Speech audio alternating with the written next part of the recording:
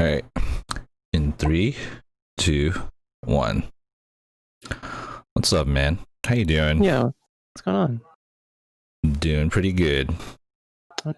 I'm here, man. Yeah. It's been a while, and oh man, I'm trying to think. Last time we talked, like it was like 1 or 2 months ago. yeah, I would have to say like probably 2 months ago. yeah, 2 months ago for sure. Yeah. And yeah, Yeah. You've been all right. You've been all right since.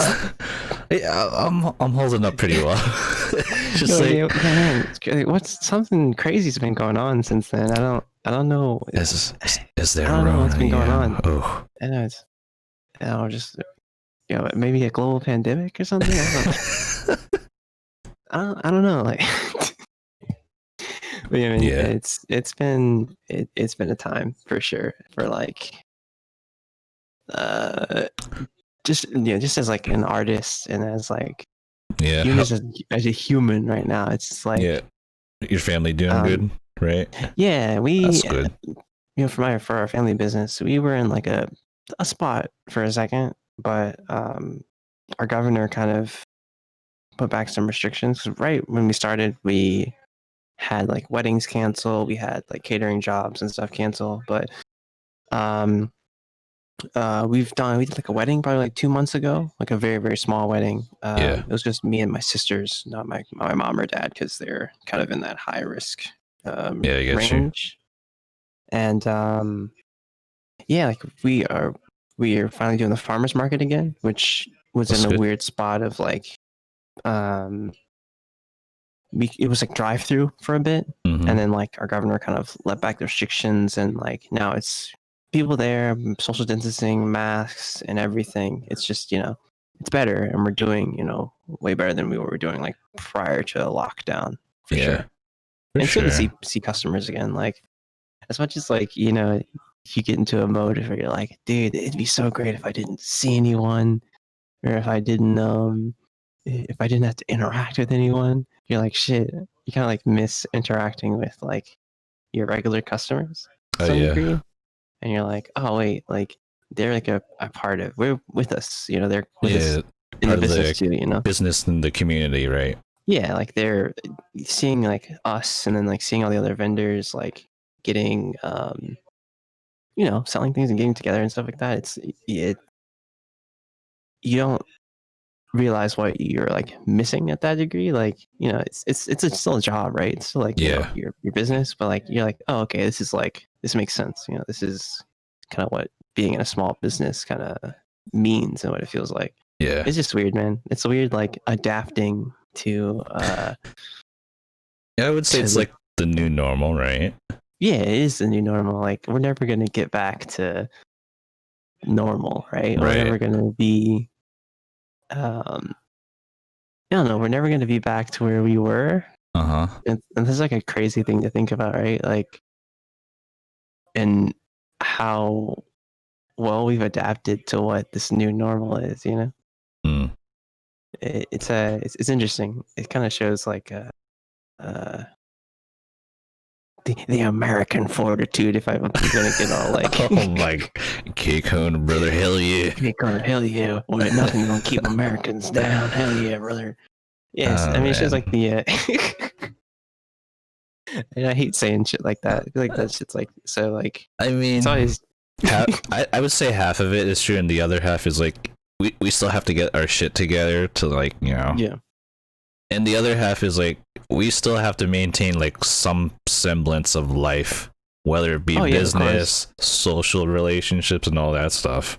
So yeah, I feel like during this time it's like important to like just check in on people, like oh yeah, because it can be we're all like experiencing one of my friends put this, like we're experiencing like a group trauma to some degree, right?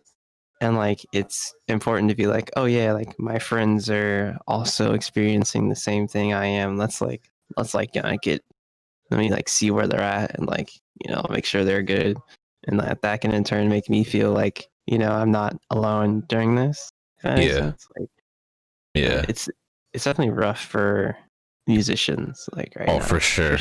Yeah. I could like go on for hours about like so much shit like I've heard, and like the amount of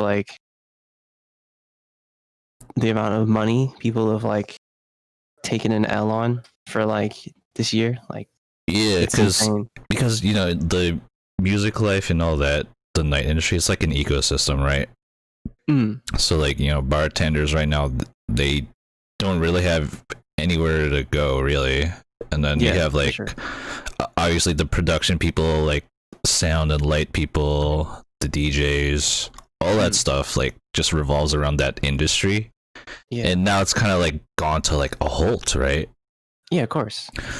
And you know, like, and that's what I was trying to tell, like, you know, I was discussing things with my parents, and I was like, you know, and we know this because, you know, we cater, so like we know like for a wedding there's like multiple pieces. It's not just us doing the food. It's like the wedding coordinator, it's the DJ, it's the, you know, all the other moving pieces, right?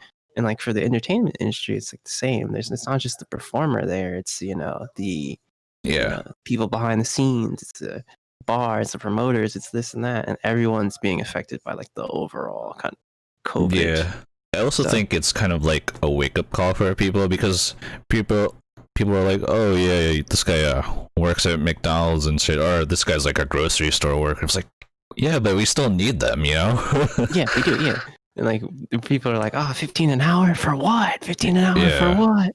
You're like, wait. It's like the person stocking the groceries, like stuff. It's like, if he's not there, then like, you know, who's gonna get how are we gonna get our groceries? How are we gonna get our toilet paper? You know what I'm saying? Like, yeah. If there's people not unloading those trucks, like, those people are important. Yeah, shout outs to those essential workers, dude. Crazy. They're just true MVPs, you know? Dude, if we're not freaking having parades and shit for all these nurses and like all these essential workers, once this is all like good, if we're not doing like having parades and having like monuments put up for these people, we've done a disservice. Like, I know. You talk about Christopher Columbus's monument. Oh my god! You see that shit from the White House this morning? Yeah. Hell, oh my god! It was just like, how tone deaf can you be, dude? It's like the next thing. The next thing they would need is to like buy like 100 McDonald's burgers for the White House, like they did. I'm just like, just give him the slow clap. You know, it's like. You're like, yes. You're like, yes, sir. Oh yeah, teachers for sure. Teachers are doing. Yeah, teachers. They're doing the most right now. Holy. So with like online classes, I heard it's like very ineffective. It's very mixed, because like even my sister goes to like online class for her thing, and like you barely learn anything. You're just sitting there listening to the teacher do a lecture, but you know, it's not really like engaging enough for people to learn. So I mean, especially for like for people who have like kind of trouble like learning, like who like more hands-on, need to be hands-on with it, it's gonna be tough. Like, and I was talking to someone at the farmers market yesterday about like, she was talking about her children, you know, they're in high school, and like she kind of pulled them out early on because she knew that like it wasn't going to be, they were kind of suffering. Their children were kind of suffering as far as like how they learned, and she kind of has them in kind of like college, or like she kind of did them in something different. It's because like the high schools aren't really ready for, they weren't ready for the all online workload. Like, no high school has ever done that. At least in my area, no high school has ever done all online. So like, these teachers weren't ready for just to be thrown into it, and they're like, figure it out. You're like, wait, what? Yeah. It's like, what? Like, you're like, wait a minute, I don't get paid to And like some other schools are like, yeah, we're gonna try to reopen and like, you know, split the class schedule. I'm like, yeah, you're still gonna get corona. Okay. Yeah, I felt that they're trying to do like hybrid. Like hybrid learning. Half. Yeah, it's like, hey man, if they want to do that, that's that's on them. But like, I don't blame any parents for like taking their kids out of school or trying to do some alternative thing. It's like yeah, like homeschooling. People are like starting to do that now, right? Yeah, of course. Yeah, I think a lot more people are doing that in my area for sure. That's kind of what I've been hearing just at the market and things like that. I mean, you gotta do whatever you can. Like me and my family, we have to be very careful because like I said, both my mom and dad are kind of in that kind of range of like where they could be at risk. Especially my mom. Mom is a pacemaker and things like that. So for sure, we can't take any chances of like I don't know, like being like, oh, I'm not gonna wear my mask here. I'm not gonna do this and that. It's like you can't. When there's other people you have to like think about. Yeah, you have to be considerate of other people like have like autoimmune diseases and all that stuff like asthma. True. Yeah. Yeah. It's even I'd like kind of held back on some traveling I was gonna do like prior to everything happening. Yeah. Like, hey, I might go to here and there, but now I'm like, maybe it's okay to like kind of wait it out a little bit and like. Where were you trying to go? Because I think we talked about this. I'm going to see my friends in my kind of greater Boston area. Actually, Box Plot. Oh yeah, yeah. You could do like if we didn't have this, like you could have done like an East Coast visit, Yeah, exactly. I would have done some, went up and see some people. I was gonna go see Sammy too, and oh yeah, for sure. Then go down to Florida and see the Tiny Waves crew. But like now, it's just like I don't know. I haven't done any like research on traveling or whatever, but like, I'm just like, it's like okay to just like, it's definitely a weird time, And the shoutouts to Sam for like, that's how we met. We connected through Sam, right? True. Yeah. We met through Sammy. Oh man, it's been so long. Yeah, it's holy shit. It's been like how long do we know each other? Like 6-7 years. Christ, it's been that long? Really? Yeah. Holy shit. Yeah, I think I met Sammy in what? Because I met you through Sam's Twitch chat. Yeah, so it's like 2013? Yeah. And then, yeah. So, how I remember it is like, I met you through Sam. Yeah. And then, wait, when did you meet Sam? I met Sam, I think, in 2013. 2012, 2013? 2014, that era. Was it at MagFest? I didn't meet him at MagFest. He joined our, we had a Twitch stream, or like a Twitch stream team, sorry. Twitch team. It was myself. I remember the name. Was it Insert Coin, right? Insert Coin, yeah. Insert Coin is myself. Jim Falking. I think Mal. Damn, Modest Alchemist. That was so long ago. I remember those names. Oh geez, was Ben on it too? Was Ben was on there too. Yeah, Ben was on it. And Sammy actually, I don't know how Sammy found us, but he actually joined the stream team. He's playing Monster Hunter 3 at the time. From what I remember, and Sam, if you're watching this, correct me if I'm wrong.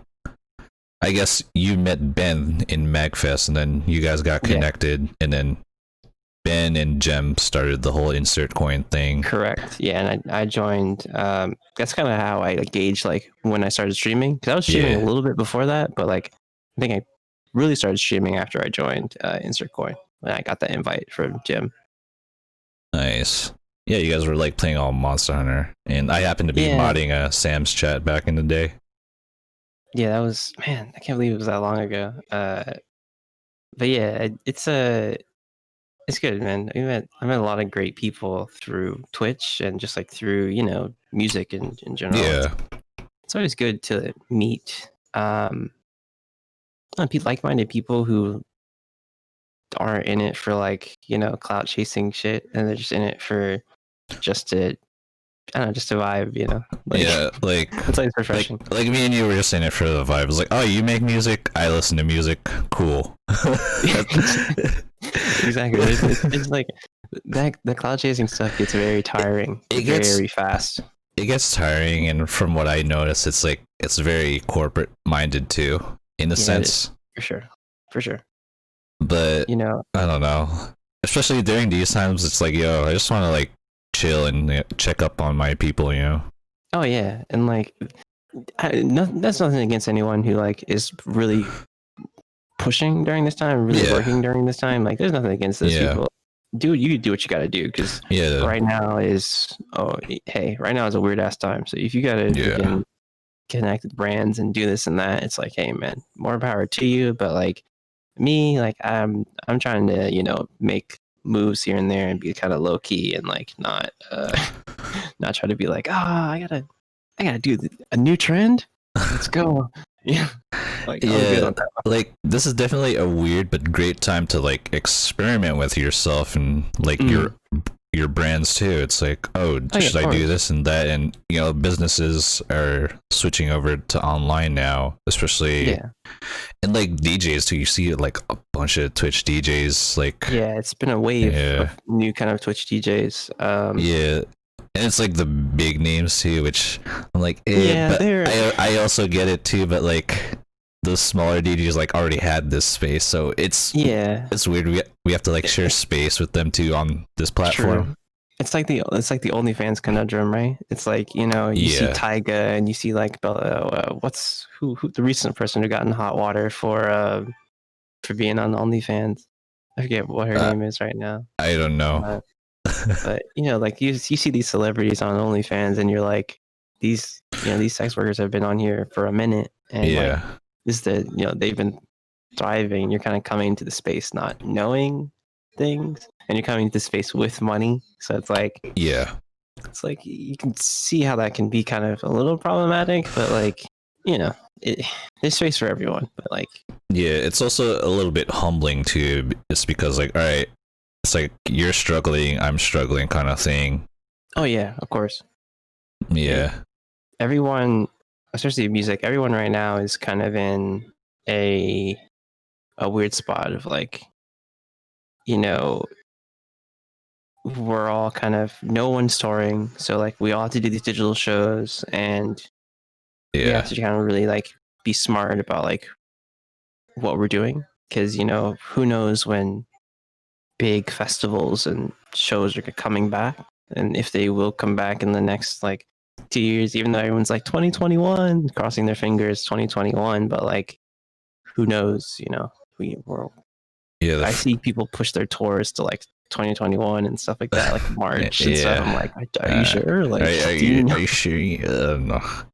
Yeah, the free market. The free market is hard to control. So true. Yeah, you can't. Yeah, it's just respecting the space that you're in, and like just being mindful of things. Yeah, you can't control. Obviously, you can't control people coming onto the platform. You can't control that, and like you could never expect to do that. But just respect the space that you're in, and kind of respect the people who are there to some degree, and there's enough pie for everyone. There is, if we're smart enough to like just handle it, But like of course. Like a little bit for me, it's like all right, I'm just gonna do DJ stuff like every Thursday. Yeah, of course. Yes, I've been seeing you do that. I see you low-key grind. That's what I like to see, man. Yeah, it's like a grind too, from what I'm noticing, because it's like I'm also learning. I had to relearn how to mix actually, because like I was rusty, right? Like of course. So I'm like, all right, I'm just gonna dedicate a week to just like doing a specific mix, and then with the Twitch element, it's like, all right, I get to interact with people as I'm doing this, and they get to see like the ups and downs of like streaming as well too. Okay, for me, streaming is like another thing, because before I gave it like fucking low effort. I'm like, dude, I'm not gonna. Of course. Yeah, I'm like, all right, I'm not gonna show my face. I'm just gonna show my controller. Yes, I mean, there's how deep you can go with streaming is like you can go to like the point of like these YouTubers like with the DSLR cameras and like freaking multi freaking setups and green screens and shit. Me and another producer we're talking about this shit where like there's these big festivals doing digital, and some of these DJs are coming in with like their freaking they go to like CDJ a studio set, and it's like live production with the lights and everything. Well, they got lights. They got a full big ass green screen. Your 4-rack CDJs, and you're like, dude, I just have a controller and like I don't know, dude, like shit. Yeah. So it's more like you just have to keep up with them as well too, because it also pushes you to like, all right, I need to be more mindful of like my lighting, my angles, and all my like production stuff. So I think it's an unintentional symbiotic thing going on. Yeah, for sure.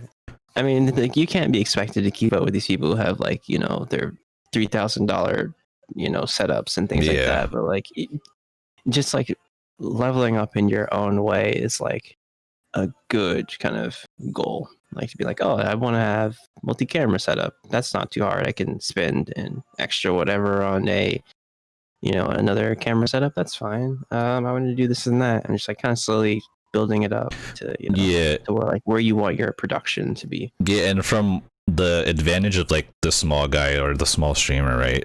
It's like we already know how this platform works, and like we know how to like network with each other, and just find like like-minded people like you want to share your viewers with. Yeah, of course. Yeah, because also like the big streamers, or not really the big streamers, but like the people outside of like Twitch who are like new, like they don't know how to like set up like overlays and all that stuff, like their chat bots, and they're learning from us. It's like, all right, we got to do this and that, set up a bot, do this. Yeah, you got like channel points and everything. You got freaking Kenny Beats and like freaking like Soldier Boy like asking about these questions. It's like you got Logic and stuff asking about these questions. You're like, it's weird. And then Loki like, yo, you already have enough money, man. Come on. It's like I've seen so many like big name people like, and no, T-Pain, he's been on this platform for a minute. Yeah, he's been on this for a minute, dude. I have nothing bad to say. Nothing bad to say about T-Pain. I guess he earned his spot in Twitch. He has, man. They haven't even done a little cross promotion thing with him yet, like they're doing with Logic and all that shit. But hey, that's neither here nor there. Yeah, but they're still learning the platform and the space we have to share. Oh yeah, man. It's so surreal almost. Yeah, like, it is surreal. It's surreal seeing like Logic on this platform and like other yeah. You remember Dead Mouse? He was on here before. He did his like productions and he plays like PUBG. He's off and on. Yeah, he had kind of one of those really great setups where he was doing just analog shit. Yeah, and he's pretty nerdy too, so he knows his stuff. Yeah, of course. It's always cool to see like that. Like these bigger artists they're just people. They're just us. Right, right. It's like we're all dealing with the same shit. It's a humbling experience. Oh yeah, of course. You're like, wait a minute, he's just in the studio like I am all day. Yeah. Great. All right. Great. And then it's like, wait a minute. It's like, wait, how do I entertain people? Yeah, like, dude. Especially you, like okay, personally I find it really cool and entertaining because it's almost like it's an education thing for me when I watch you like make beats. Yeah. And usually I just want to see like people's mindsets. It's like, all right, it's like, let me try this here, put this down here, right? Yeah. But to some people, you're just playing a beat over and over again until it comes out the way you want it to. It is hard to make production entertaining. It is very hard. And that has been like a thing that I've noticed for a while, and other artists I talked to noticed a while. It's hard because you're looking at the same 5 bars, being like, no, that's not good for like 30 minutes, and it's like, yeah. But like for me, the most entertaining part is not the mix down stuff. It's the writing the whole, just getting the song completed, like from start to finish, and getting all of our ideas that we have just out onto our canvas, which is the DAW, and being like, okay, I'm gonna write this with you guys, and kind of kind of get the chat interaction and be like, oh yeah, like this melody could sound cool here. I'm singing this cool little riff, here, let's put that here. And it's like that's kind of the cool part about music production for me. But like the mix down stuff is, man, that's hell. That's literally hell. Yeah, it's both like a double-edged sword because it's like, oh, I get to have this chat interaction, and they get to like have their input in it. Oh yeah, of course. And I've seen people like full-blown like backseat like game or production. Yes. I was like, oh yeah. Man. Yeah, you can get some of that. And for me, like, if I already have a clear vision, I'm gonna be like, yeah, that's a good idea, but like I'm already kind of working on ideas.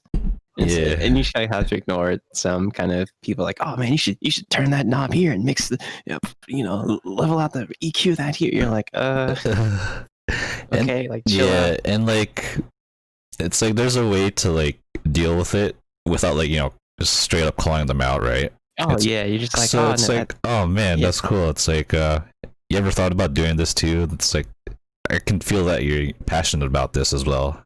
And then you give them that inspiration too, because like there's no amount of like, production is anyone can do it, right? Anyone can do it, and there's no thing stopping people from like picking up music or like picking up an instrument or doing anything like that. It's like there's a lot of people who are like, oh man, you're so amazing at this, or you did this and that, and it's like, well, like if you want to like take up production, if you want to do something, it's just time and like really understanding kind of what you want to put out there, like what sound you want to put out there. It takes a long time, but like really understanding like what you want to put out there is like really great. Anyone can do that. Like everyone has like their own like inner monologue, right? Yeah. So like everyone can have their own like kind of sounds that they're going to bring to this kind of like chorus, I guess, of like what's out there.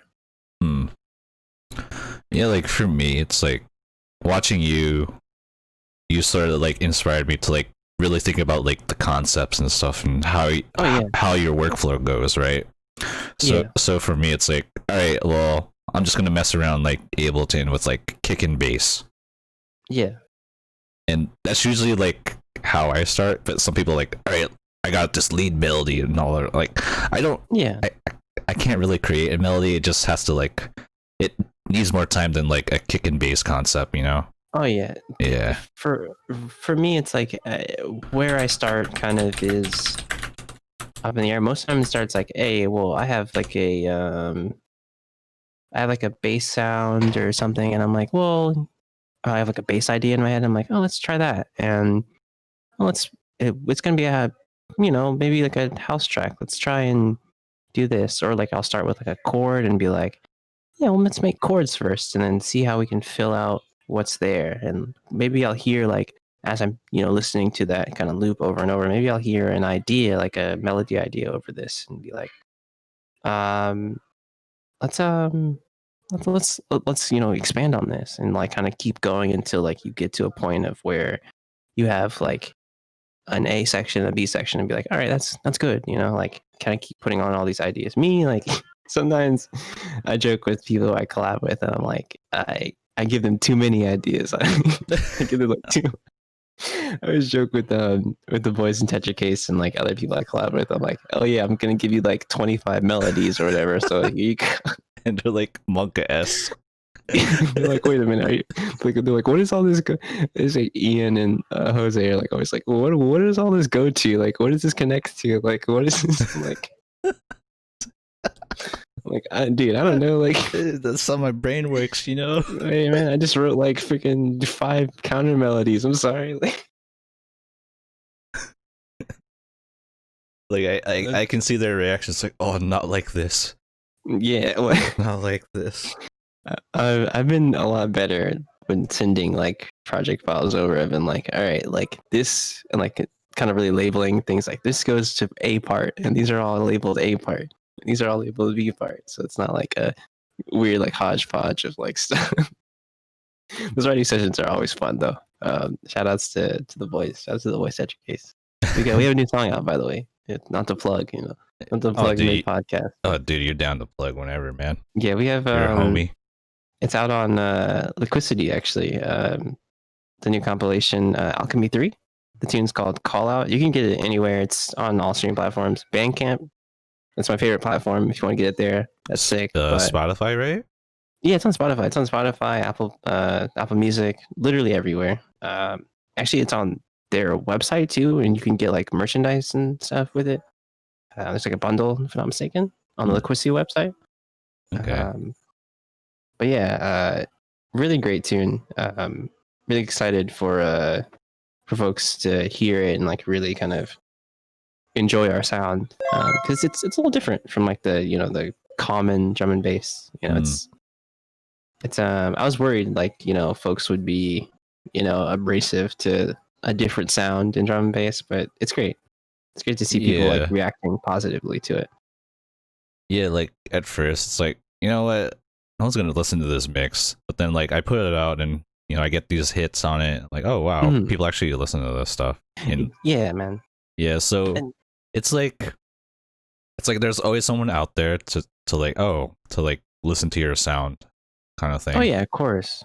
And it when you're a creative, like you always get to the point where you're like, oh, this is shit. Yeah, like it's like, all right, this mix is shit, but people are like, yeah, that's pretty dope. And like, no, man, it's like it's shit. Yeah.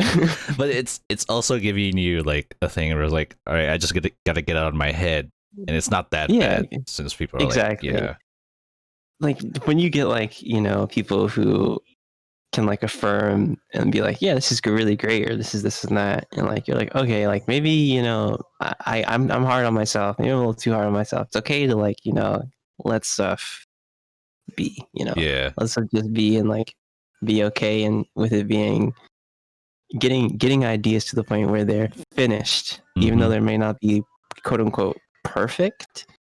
You're just like, it's finished, and I'm just gonna put a period at the end of this sentence and be like, it's good, it's great, and whatever happens and whatever people think about it, it'll all be fine. But like getting there is tough. It is. It's a grind. It's only like one song, one mix. There's gonna be many more you're gonna make, right? Yeah, exactly. Yeah. It's like you have to take it as a learning experience, because like, oh yeah, for sure. Yeah, because once again, like, I'm gonna refer to that one mix I did. It was so bad, but like my friend convinced me to like just post it up there. It's like whatever, Yeah. So it is definitely a journey.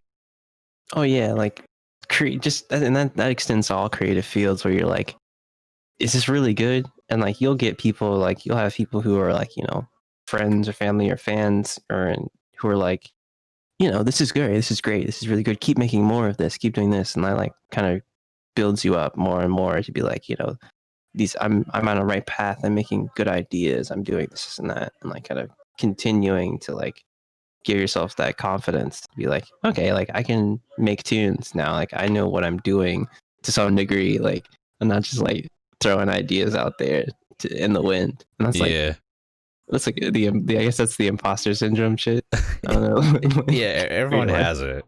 Yeah. It's like, this also gives me like a good idea, like how you're talking about it. It's like, all right, if I'm gonna like try to like collab with people, like I can't be having like all my files everywhere. And they're like, what is this? You have to be organized, dude. You gotta be organized. You gotta be organized, dude. Man, I cannot tell you how many Tetracase projects I sent over, and like it's just like unorganized shit, and I'm like, dude, I'm sorry. Yeah, it's learning to work with other people too. Oh yeah, man. It's definitely, for me, it's very easy to work with other people, because I'm like, I'll hear something and I'm like, oh, I can hear like 15 things I could go and for this idea. This is great. You guys get Dad Camp, by the way. Hey, what's up? That's my pop. But yeah, you get like, I get all these ideas and I'm like, oh man, I can do this and that. And I'm like, oh, let me just like slow down and like let other people like let them do other stuff too. Like let's have the balance. Right. Oh man. I guess we can also segue to your musical origins. Oh no! Oh no! Yeah, it's about that time, guys. Oh no! Oh man! So, oh shit! To start off, how'd you get the name Mega Flare? Mega Flare? Oh, I actually did a tweet about this. So when I first started, I had like two names on the docket, right? And it was Proto Man, because I Okay. really love Mega Man, right? I love Mega Man stuff, and Mega Flare, and because I love Final Fantasy, right? And that's like Bahamut's attack in Final Fantasy. I played Final Fantasy 7 as a kid with my brother, so that's like a big memory, right? So I like kind of put a kind of Facebook post out to chiptune artists that I really kind of admired at the time. Fighter X actually is a new record out, by the way. It's really good. It's called Bloodletter. But Fighter X, really great chiptune artist from I think Seattle area. I was like, I kind of give him kind of as a fan. I was like, hey, I've got two names. I'm trying to come up with a chiptune artist name. Which one's better, Proto Man or Mega Flare? And then he comes back. He was like, Mega Flare. And I was like, all right, that's it. We're sold. So I started kind of making rudimentary like chiptune stuff. I since deleted my first album off of just everything, by the way. So don't even try to look for it. Don't even try and look for it, dude. Don't even, I see you right there. I see you trying to look for it. Don't try and look for it. It's you won't find it. Oh man. But yeah, I just kind of went with it, and yeah, I've been doing chiptune since 2012. Damn. I've kind of like switched gears. Maybe like 2017, started switching gears and doing kind of pop music and more like EDM stuff. You know, really kind of digging into FL Studio. I've always like danced around FL Studio and like written in it and like kind of, you know, worked with my friends in it, but I've never really like dug in and like really, you know, produced everything really well. But now I feel like I'm in a place where I'm like learning every day, like learning, getting better at, you know, producing in a DAW and not just on my Game Boy. I see. Yeah, because when I first met you, you were doing chiptune stuff, and then you got into like house stuff too. Oh yeah, for sure. And then sometimes you're like blend into two, which is really dope, actually. That's kind of what I've always wanted to do, is like never like get away from chiptune, right? It's like there's a lot of artists who have like a chiptune artist like where they kind of get this point where they're like, do I really want to make Game Boy music anymore? Like, and I've been there, and for me, I always want to just incorporate it in there and like let it be, you know, kind of in my sound. Even though you're hearing like a pop track, there's still going to be like elements of chiptune in there, kind of snuck in there, you know. Yeah, I've noticed that. You know, it's a good like, I don't know. For me, it just feels good. It feels like I'm using everything that I've used before, and like it's part of your journey too. It's like I started out chiptune, but now I'm like exploring other sounds as well too. Exactly, yeah. And you know, it's not like turning your back on that stuff. It's like just embracing it and then like lifting it up to the next level. And that's kind of been the ethos just for my music in general. It's just like, you know, taking what I have and like kind of keep building on it and keep bringing it to like leveling up to the next level. And it's I talk about like with other producers, it's oh man, insane when you actually I want to take a detour. This like when we're talking about experimenting and exploring sounds, right? Obviously you're gonna catch like an audience that likes that sound, but like if you try something else, it's like it gets kind of sus. It's like, hey, wait a minute, you know? It's like, oh man, I want to hear about that a little bit. I feel like I've never had the experience of like people. I mean, yeah, I think I might have. Yeah.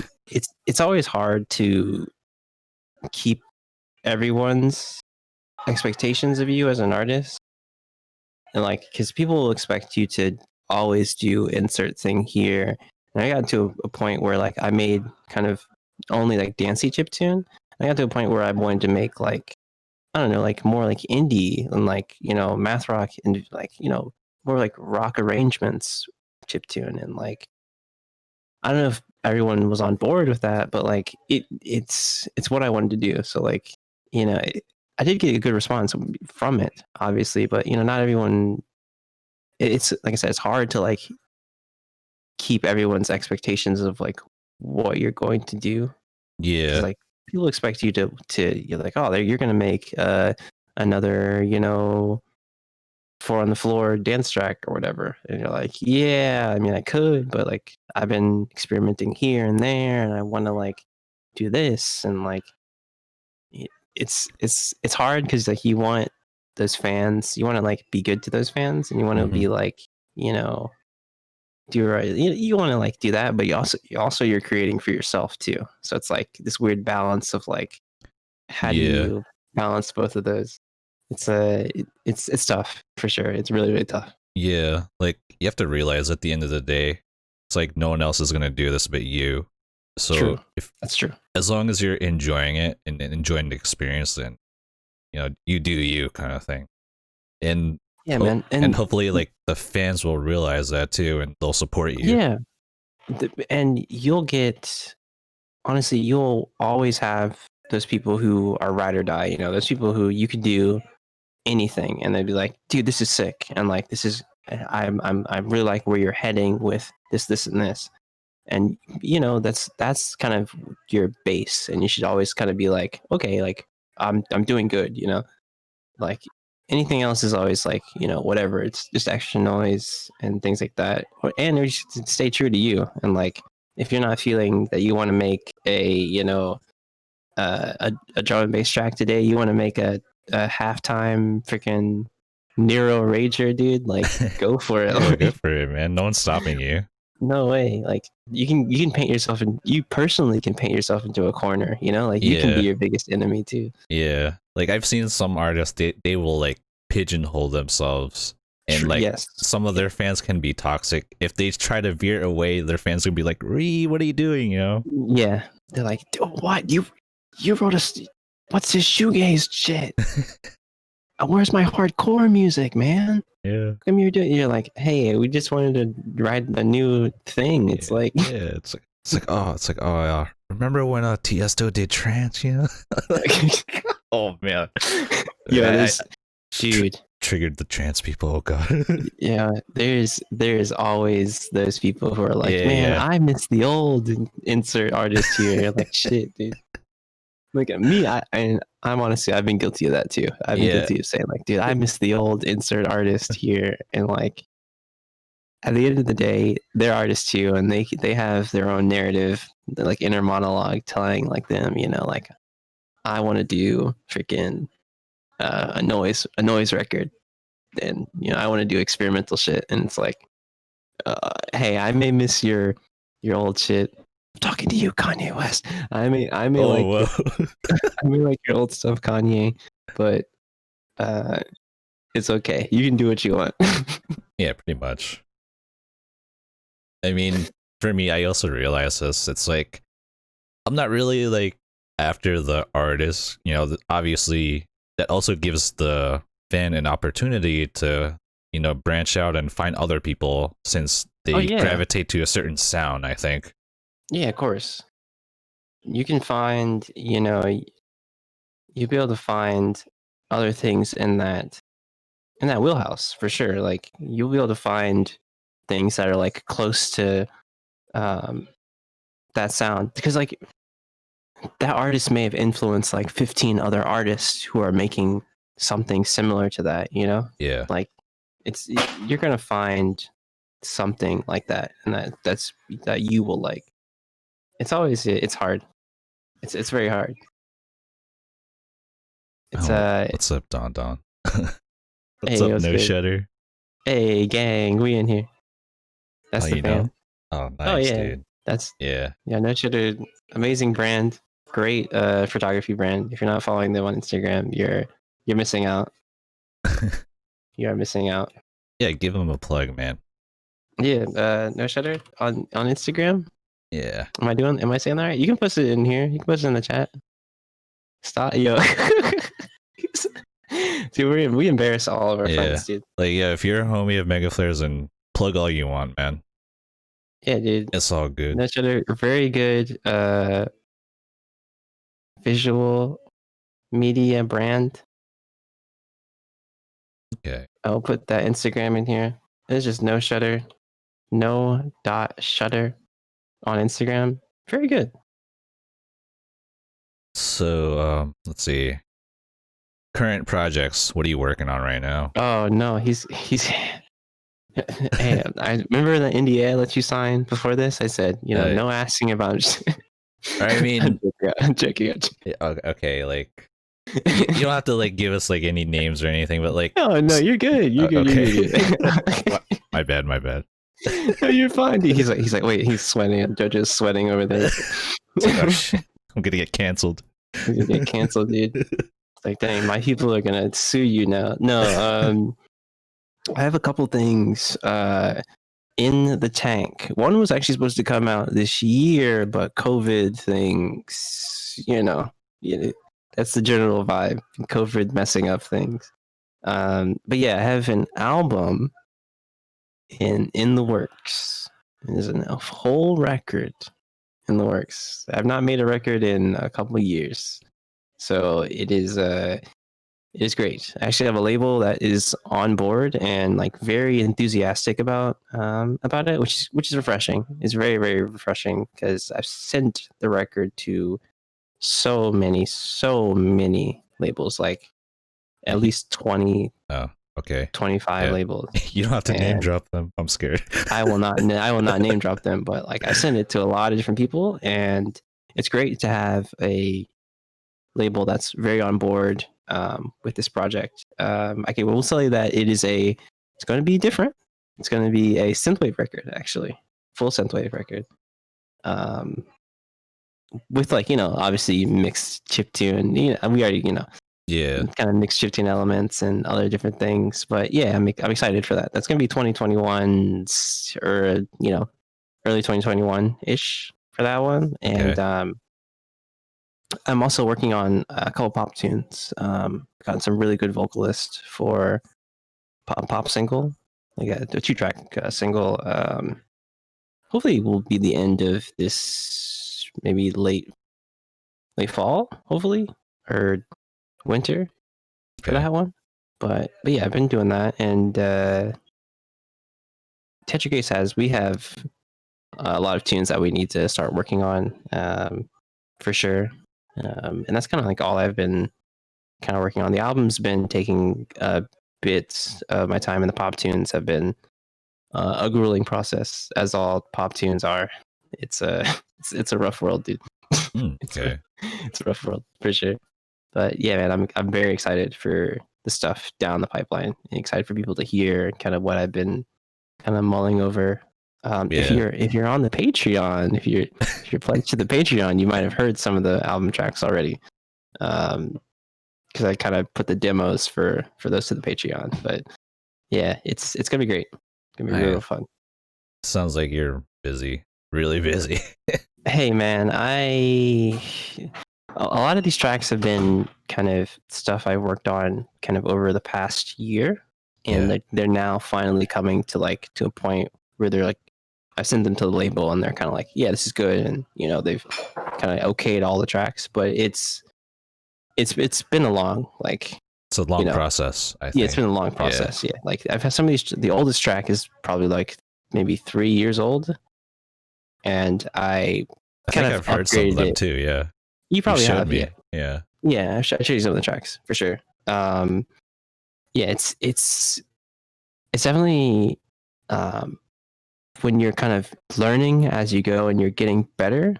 It's a process of like going back and being like looking at the mix downs from like 3 years ago and being like, shit, this is all trash now.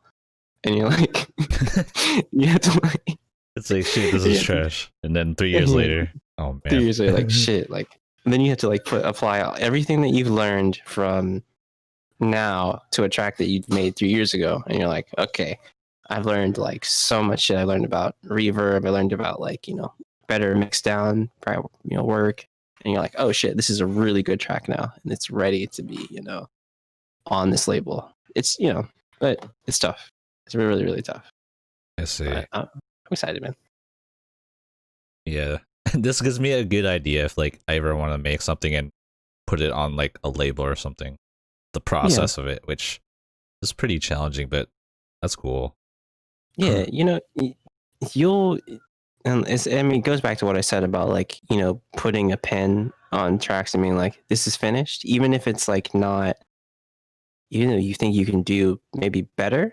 If you've like done everything to your ability, like I would have released those tracks, the 3 years old tracks, I would have released them then. But I'm glad I didn't, because now I have like, a label on board with all this stuff. But if you get them to a point where you're like, this is good enough for what I've done and what I've learned so far, it's okay just to release them. It's okay to release those tracks and like kind of get some, social media, blah, blah, blah, blah behind it, and kind of just get those tracks out. It's fine. It's fine to just put things out, even though people will tell you otherwise. It's fine to just be like, this is the best I can do, here, Bandcamp, gracious, take these tracks. I do like Bandcamp because it's like it's your own thing, and people are like able to like tune dig there and listen to like what you worked on without like the whole label business interfering. Yeah, there's it can be tough dealing with like the label cycle and being like, oh well, we can't, this is our schedule and you have to put this here and like you have to do this and that. It's just good to be like, I'm going to set a release date and I'm going to do this and this, and I have things I'm going to do, and I'm going to put this track out, and I'm going to put these whatever collection of songs out, and with my own timetable. There's like both sides, but labels do offer certain things too. They offer they pay for certain things. They do promotion for you. They do all this other stuff for you. So it's like, if you don't want to do all that yourself, a label's good. But if you have the means to do that yourself, self-releasing is like pretty viable. Okay. So labels like Liquidity, right? Mm-hmm. They do that stuff because they do. They'll do. They have a good YouTube following works. too. Yeah. Yes. So they'll do like the full works of everything. They'll motion, freaking distribution. Yeah. They'll do the graphics. Graphics. Yeah, everything that you need done, they will do it. And that's kind of what a good label does. They'll make sure to work with you as an artist every step of the way, and make sure it fits into like their greater narrative as a label, but it also is your vision too. Okay. That's sometimes that's not every label, but sometimes it's good when you have those like good labels like that. Those are the places you want to like always kind of work with, and like you have a good experience working with. Yeah, because I've heard like some labels like, oh, you got to use this sound pack, or you have to do this and that, and it kind of restricts your creativity as well too. Correct. And for an artist, if you want to subject yourself to that, that's fair. But for me, like, I really value creative freedom. Yeah. And I don't. I said this might be like out of pocket, but like for me, I don't like when someone who hasn't been in the trenches, right, is like, oh, you need to do this and that, and like do this creative thing here in this song. And this is a person who's like, just a label guy, right? This is just he's not even a producer. Like, not even a producer. Like, this is like, and just like one of the people in the office, right? And you're like, I get it. I get that, I'm trying to be on your label, but like, you're kind of going a little bit too far on like my artistic integrity a little bit, if that makes sense. Like, I get you. It's like, because they want to put their finger in the pie kind of thing. Exactly. And you're like, there's definitely labels like that out there, and just be careful, like, for sure, for anyone out there, just be careful, if, and be mindful of like, what am I sacrificing here? Or is this label 100% on board with what I'm doing? Or, it's just good to kind of ask those questions and take inventory of things. And, sometimes you may just release one song with him and that's it. That's fine. Yeah, it's like, okay. When I'm talking to my friends about like this stuff, it's like, you always want to take a step back and try to look for your intention and mindset on these things. Of course. Of course. So it's not really like shaming people. It's like, oh, okay, this guy's a sell. It's like he's got to do what he's got to do. Like everyone's got to eat, right?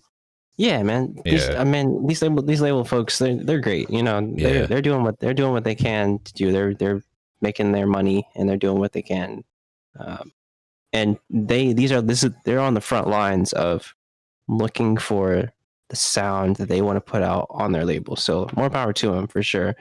But like, you know, for me, I'm like, hey, like, like, like slow down on like, slow down on like change. Slow down on change melody at, you know, bar 32. I'm like, chill out, like, chill out.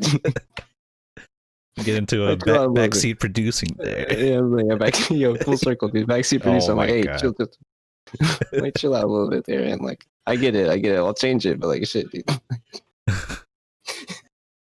Oh man,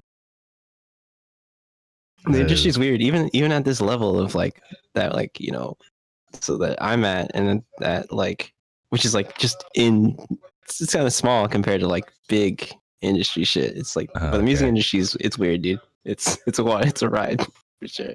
It's weird, and like I also know like people can like exploit you as well too, which is oh man. Yeah.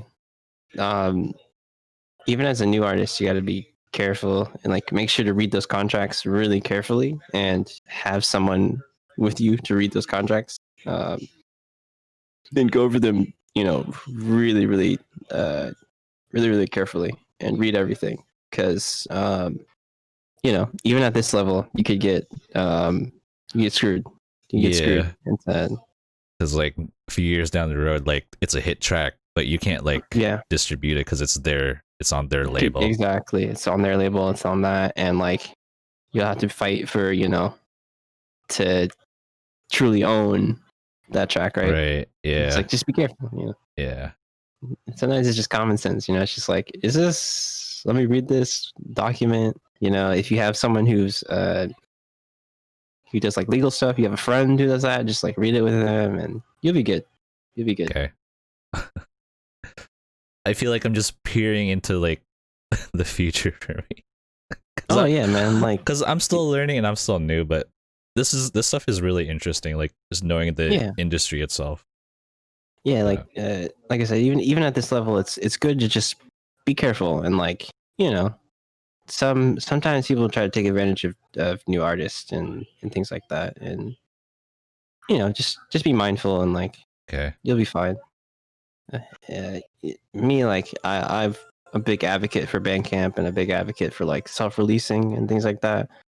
When you're first starting out, or even when you're bigger, if you just want to like not worry about the whole putting something into a label, or like if you're like, I just want to put this track out and give it to, you know, people who really enjoy my music, Bandcamp is so good.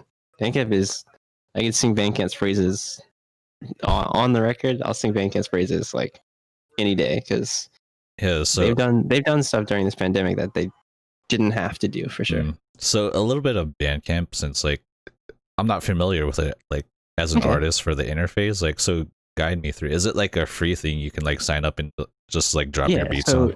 So it's totally free. Bandcamp takes a percentage, obviously, of your sales. Okay. I'm trying to think what the fee is. I'll have to look. Again, I can actually pull it up. Jimmy, pull it up. I wish I had a Jamie, but no. Yeah, Jamie. Jamie, pull that up, yo. Okay, let's see what Bandcamp. Okay, we got it. Bandcamp's fee covers our revenue. It's 15%. Okay. For digital, 10% for merch.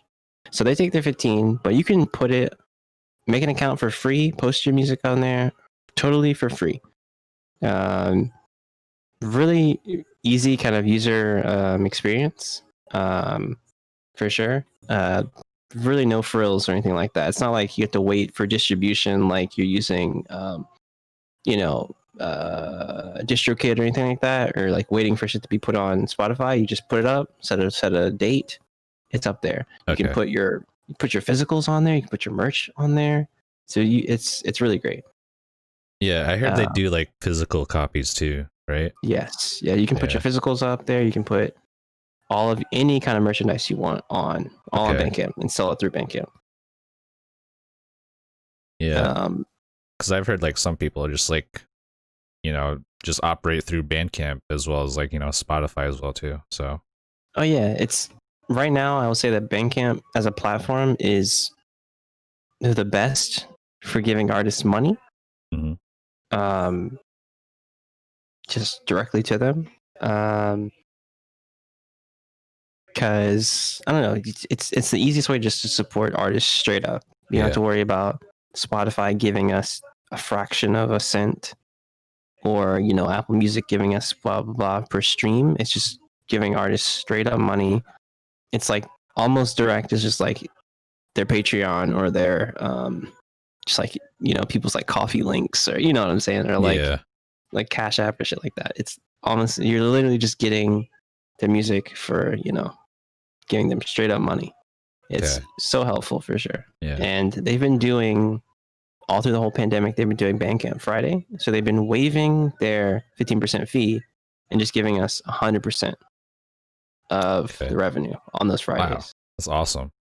I didn't know that. It's insane.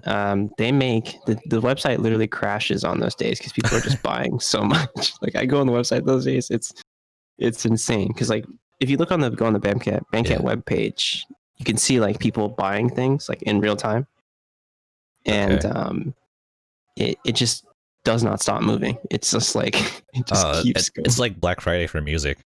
Yeah, it is for sure.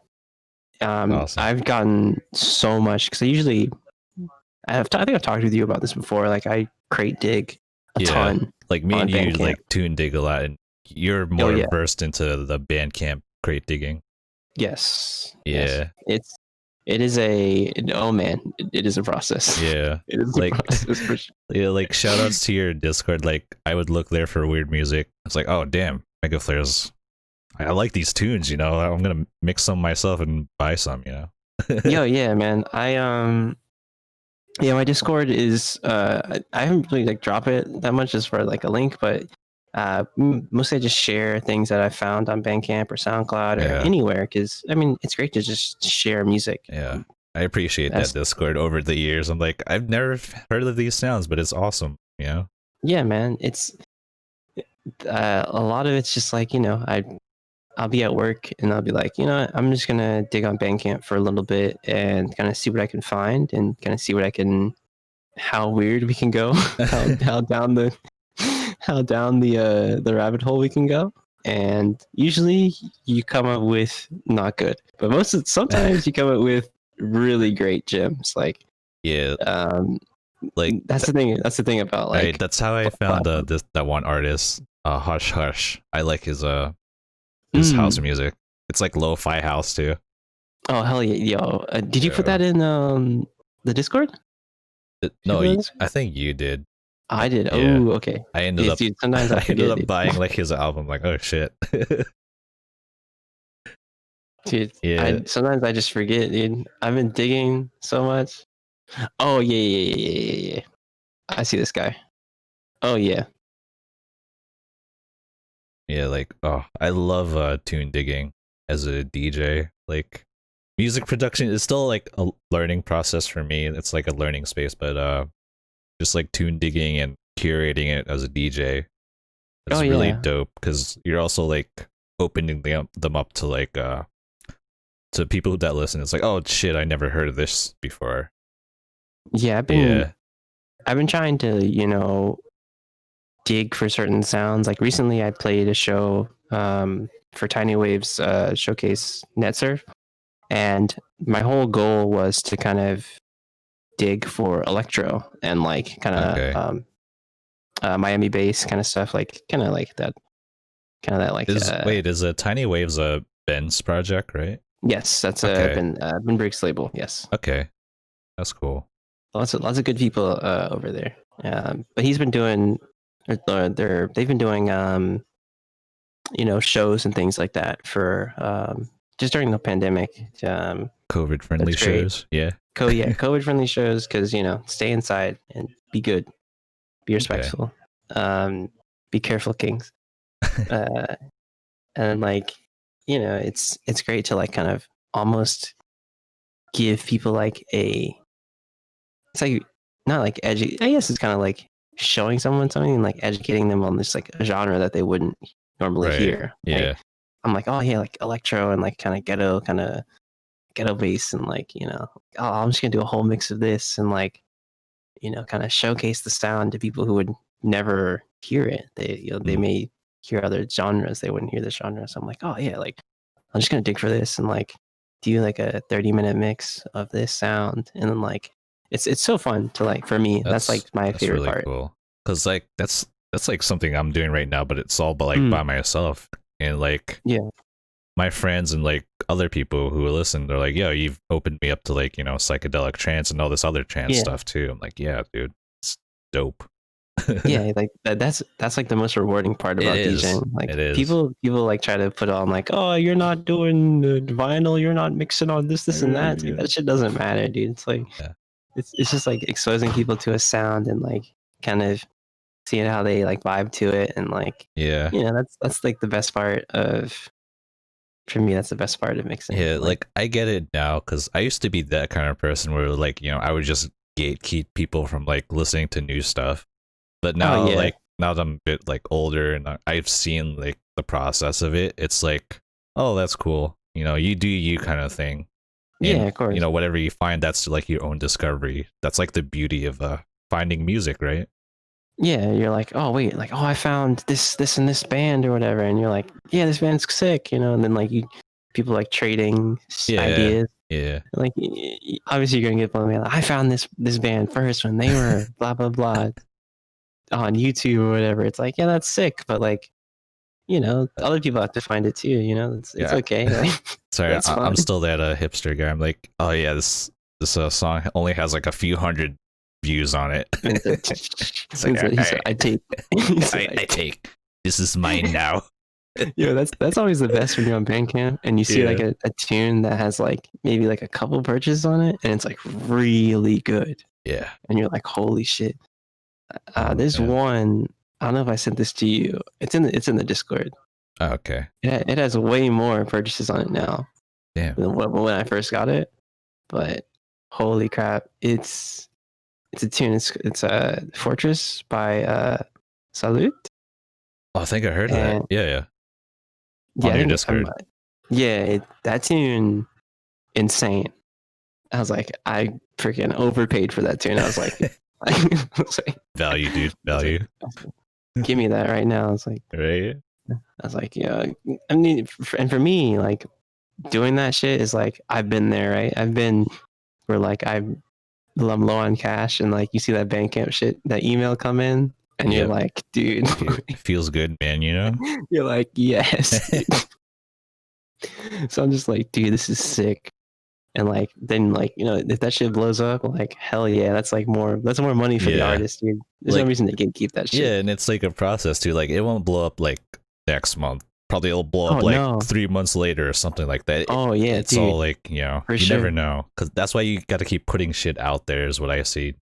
Oh yeah, man. Like, you may put like a track out or whatever, and like sometimes it just like takes like one share from somebody or like one bump or whatever, or like, you never know like when it's gonna like explode, and like you just gotta keep putting stuff out and being like, oh yeah, this is good. This is good enough for me to put out. You know what?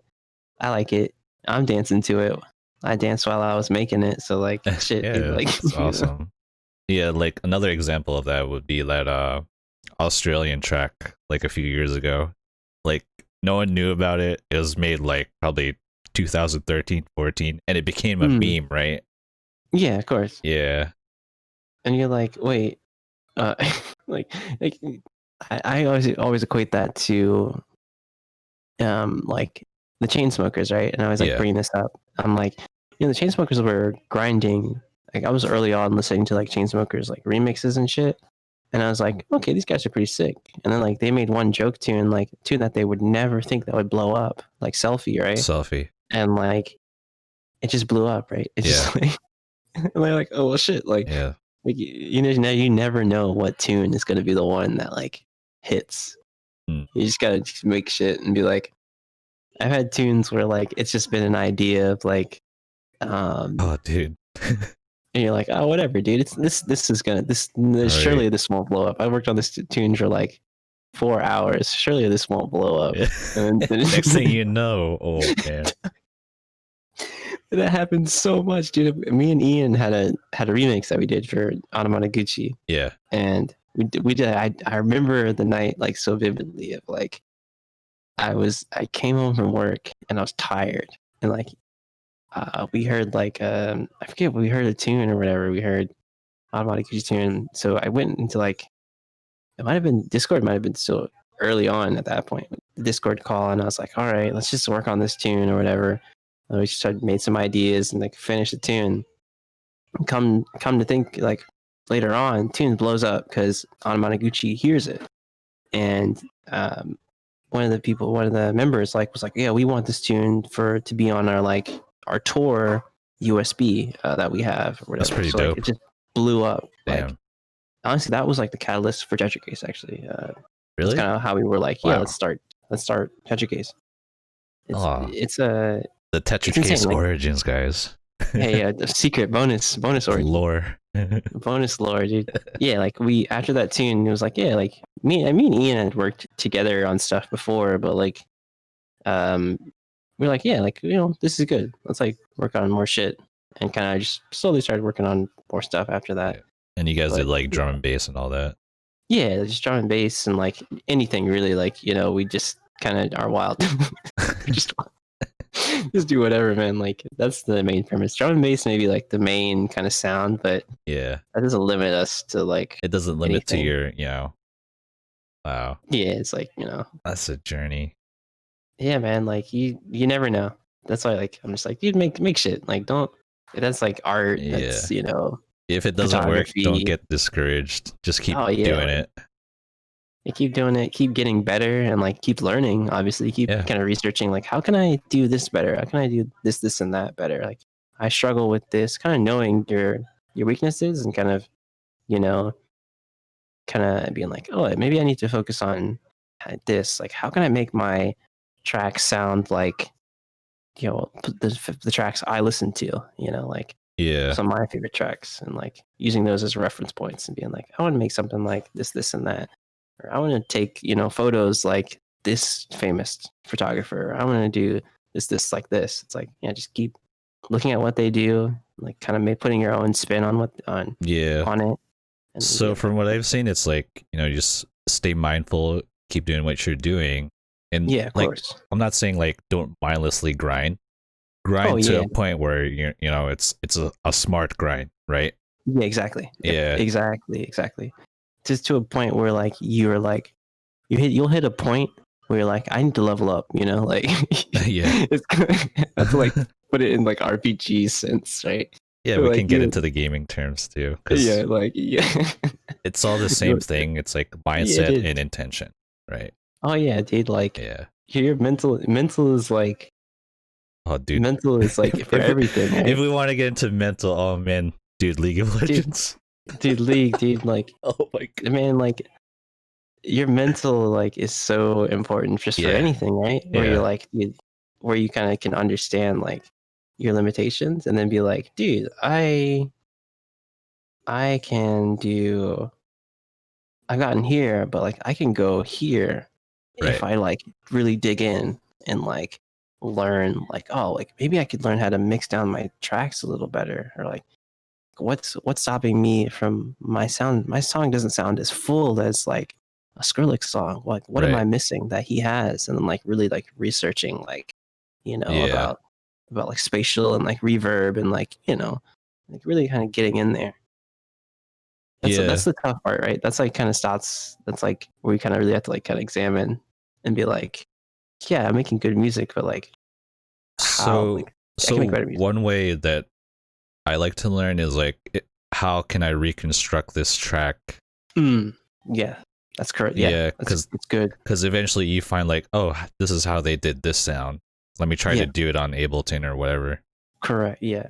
One of my friends, Arthur, they are really good at that. They like do a bunch of sound design work. You can probably see them on Twitch doing this. But they will like sit down and like be like, oh, I want to recreate this growl in this Oliver's track. I want to recreate this. So they'll sit down and just go in like a synth and just from the bottom recreate that sound until like they get that done. And maybe they won't write a song, but they'll write an idea using that kind of sound, right? Yeah. And kind of being like, okay, well, I know how to make this sound now. Like, what's other sounds that I like? I like this snare that's in this 100 gex tune. I'm gonna recreate the snare. It's like, it's kind of looking at all that stuff and then reapplying it back to your own songs and being like, okay, I can kind of work my way through sound design. Me, I'm not good at sound design yet, but I'll get there. Yeah, everything is a process. Just like reverse engineer like a whole track. Oh yeah, of course. Yeah. It's that like can help you a lot and like can save a lot of, not save time, but like save a lot of like, kind of having a reference track and being like, okay, like this house track is like this, like I can do this. I can do this thing here. It's just people, these people have just had more time doing things than you have, but it doesn't mean that they're better than you, if that makes sense, right? Yeah, because everyone has different ways to learn. Exactly. Yeah. Exactly. Yeah. Oh, you can get caught up in being like comparing and shit, and I've definitely done that. It's tough. Yeah, same. Like it's tough, dude. All right, so I guess a Dr. K reference here. Like he was talking about comparing yourself to others, right? Yeah. It's like how are you gonna compare yourself when they're not gonna live your life?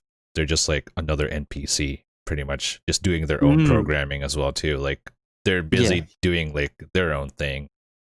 Yeah, of course. And you have to realize you're also busy doing your own thing, and you can't live their life, obviously. Exactly. You just have to do yours. Yeah, it's so hard because it's really that simple, right? It's really that like, they're on their own path and I'm on mine. Yeah. But when you look over, you're like, how come they have the thing and I don't have the thing? Yeah. What do they have? It's like you get like kind of caught up in like, that I can do this and that, and you're like, shit, dude. Yeah, and it's okay. Some people overthink and it like spirals and it gets like kind of toxic for their mindset. It can be very destructive for sure. Yeah. Being a creative is already tough, and for other creatives, it's like I feel like we're at like a point where like our mental health is like really important. Right. Like really, really, really important, because like you can very easily get caught into that spiral very easily, and it's extremely tough sometimes to get out and be like, shit, like I don't feel like creating, I don't feel like doing this, like why am I doing this? Like, it's very easy to get into that. Now I've definitely been there at some points too. It's just like I'm guilty of that too, but nowadays like I catch myself doing it and I'm like, all right, I gotta stop. Yeah. Exactly. If you can kind of really see like yourself getting into like those you see yourself kind of going down that path, it's like, okay, like stop and kind of like be reflective and be like, okay, like I'm doing this and this right now, and like this is okay, and it's okay I'm not here, it's okay, I know I can get better than this, I know I can do this and that. It's very like tough. Yeah, like it's okay to observe and like take certain things that they're doing good into your own thing as well too. Exactly. Yeah, because they probably have things that they're doing, like, you don't know, like I said, a lot of artists are struggling with mental health things, and because they feel like this field is like it can be really tough. Okay. On your mental, for sure. Like being in the creative field can be very tough on your mental, and then especially with the added of the pandemic shit, it's just like it's like double. Like where you're like, double. shit, dude. So much I gotta deal with.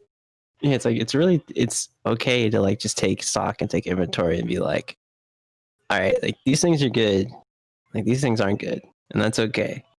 And like I can focus on what I need to do to get better. Yeah.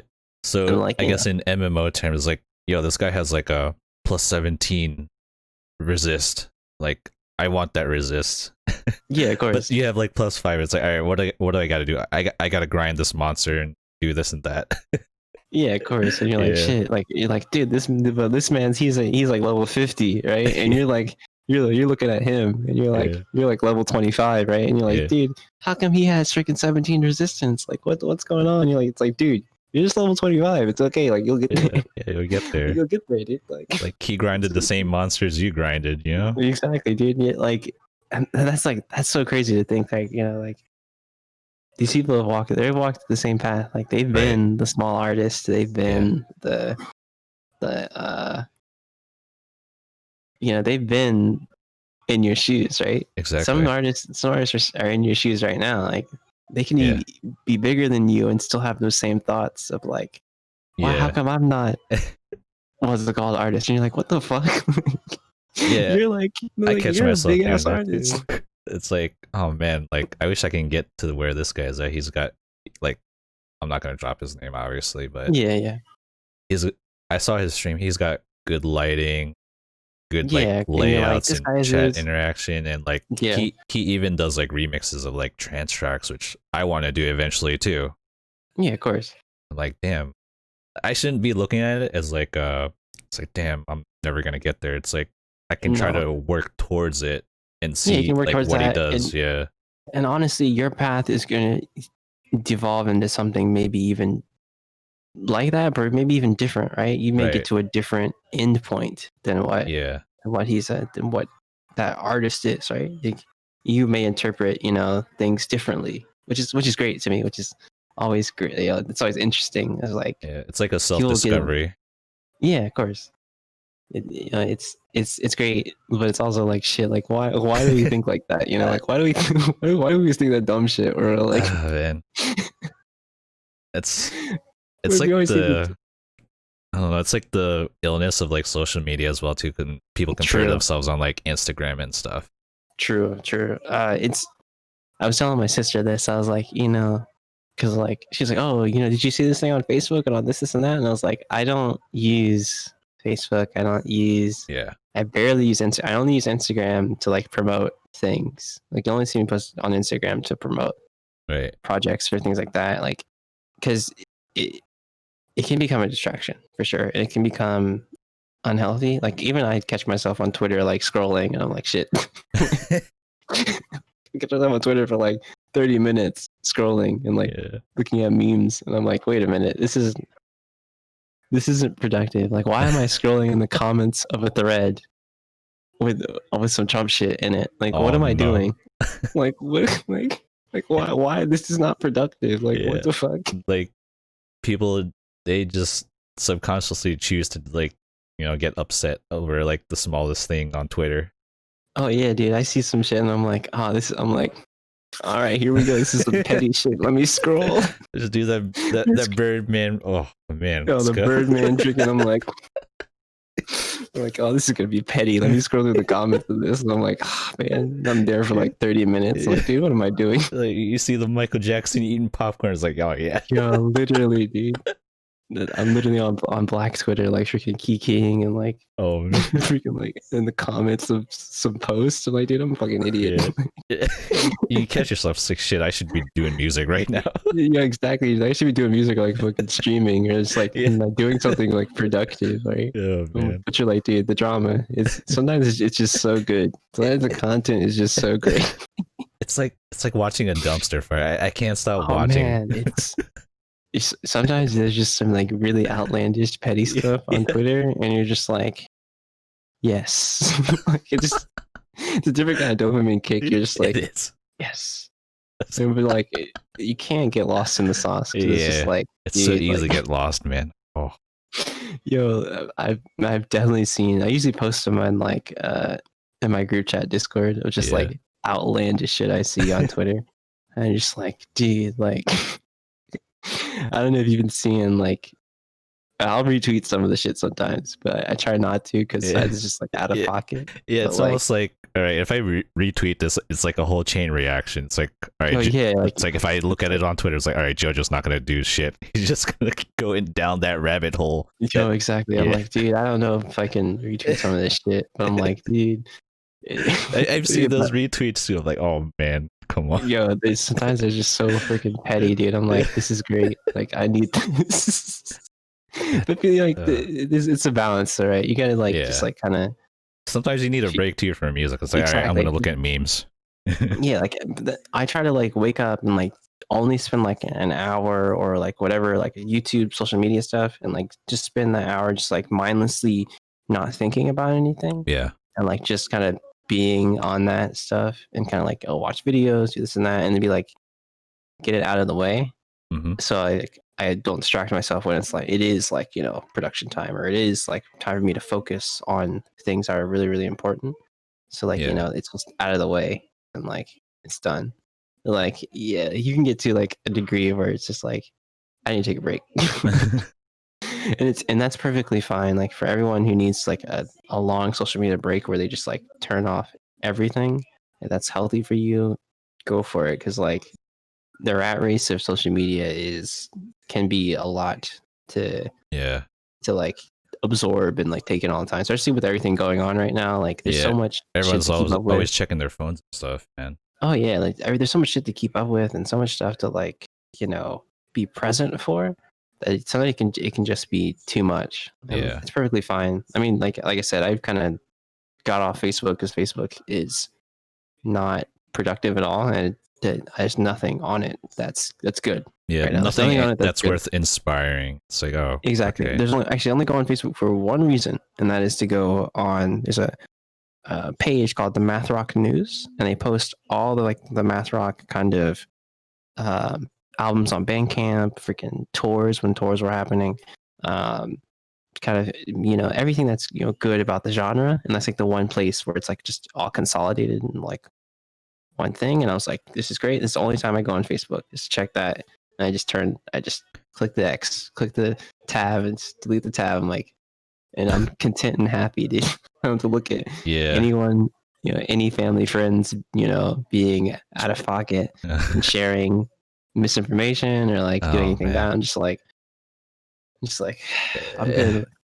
I'm great. To see your own family doing it, I'm just like, come on, man. But then I for realized for me, it's mostly like my like family friends, like my church family, like reposting like kind of like out of pocket like Trump stuff or like stuff that they don't fact check, and I'm like, guys, like, so and these are people like you love them, right? And you're just I like, love you, but come on, man. You're just like, you're like, come on, dude, like, like, you're better than this.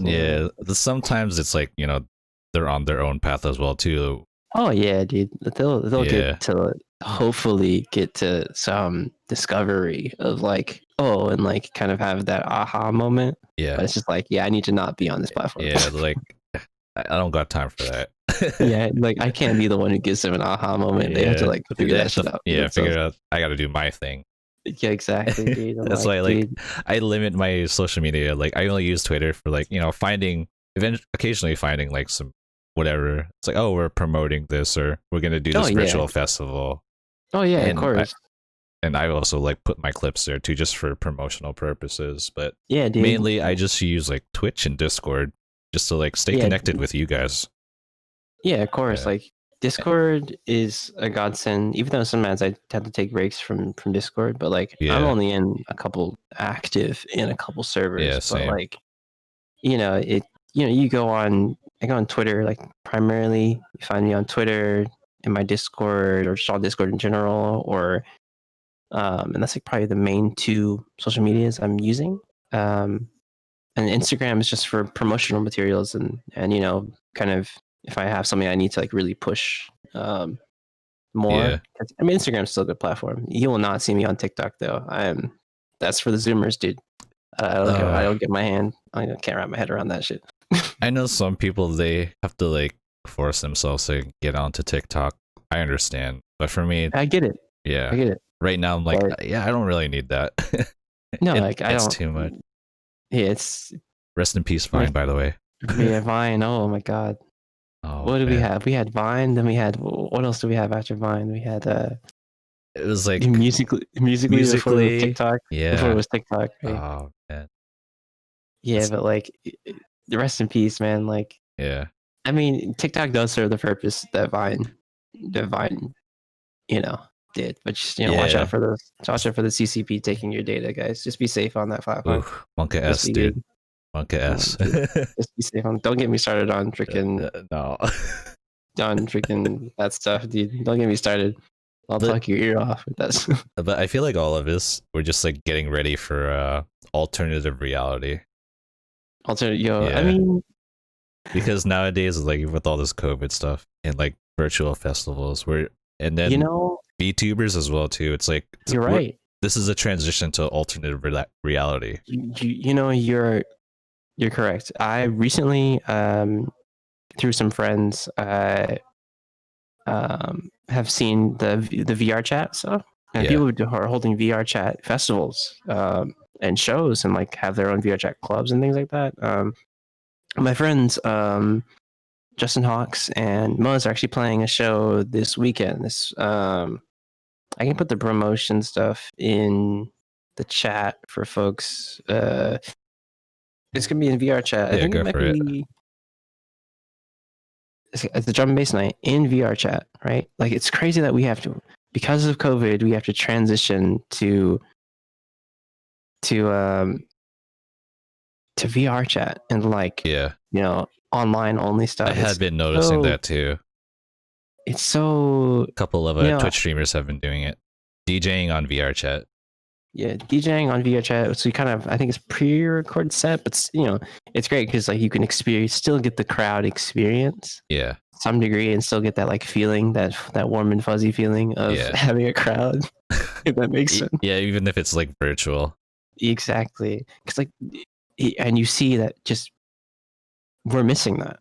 Yeah, we're really missing that, and how important it is for us to like connect in that way. It's a very human experience. It is a very human experience. Like, yeah, because like, all right, if we go back to like the old prehistoric times, like what were we doing? Just around a campfire, beating a drum and dancing. Of course. To looking where we are now, it's like that experience of people around you in the club. Dude, I miss that so much. It reminds me of like the Charlie XCX line in her new album where she's like, I miss the sweat from everyone's body. I think that's the line is, or like, I miss just the sweat from everyone's body. Everyone else's bodies. It's like, like even though that's like, it's gross and it's like whatever, but it's like, that's such an experience of being next to those people and like really. Yeah, I can relate so much to that quote, because for me, it's like, I know if I've had a good night if I come home like smelling like sweat, cigarettes from a psytrance show. Like, oh, that was a good night, dude. I needed that. Come home, like you're half dead from dancing, and you're just like, shit. Yeah. I've had so many experiences. I recently did that because I went to Canada with my family. Yeah. And I went to see Georgia Anaguli. Oh yeah, you told me about this story. It's pretty dope. Yeah. Insane, man. Really amazing. She did a DJ, I think she did. No, she did analog. Yeah. She did analog. And insane night. How's the crowd there? Yeah, man, it was. Crowd was dope. It was packed. It was really great. People were dancing. It was, how clubs are. There's like, it's usually just packed, and like, it's such a great experience of like only techno for the whole night, which I had never like experienced. Just like only techno. Yeah, like a full techno night. Wow. Full techno night. It was really fun. It was really great. That was a great first experience for you, because like she's doing like analog stuff. Yeah, she's doing. Yeah, if you guys haven't checked out Georgiana Guli, she is amazing. Full analog sets. She did kind of like half and half, I think, with this one. I think I not to like. I think I did introduce you to her. Yeah, you did. Yeah. You did. In weird music. Once again, weird music, dude. Weird music. Once again, the Discord. Discord's insane. I tell you, it's like my little spot to find weird music in a Discord.